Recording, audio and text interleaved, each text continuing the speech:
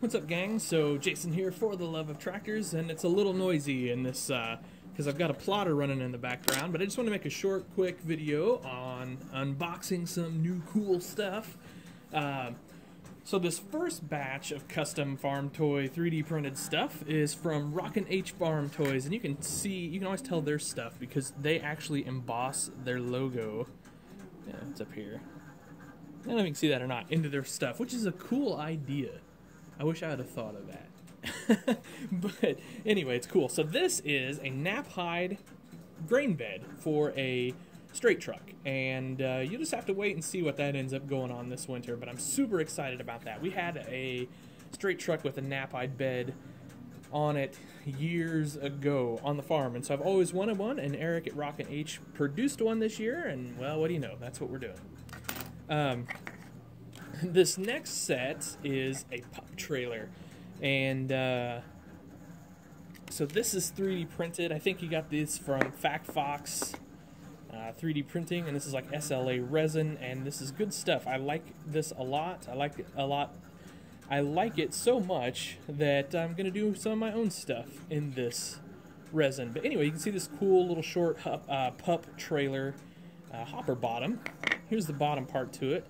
And here's the hopper, the tarp part to it. And then I think Eric sent me extra by accident, so I've got to get some of these back to him. That way, in case he's got a customer missing an order, he can get those to him.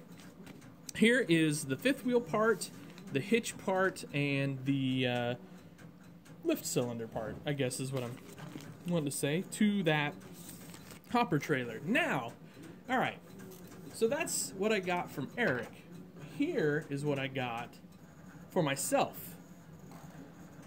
Dun, dun. So if you follow me along on Instagram, you've seen these Ktec scrapers are in the works. I've showed a couple pictures of the 3D drawing.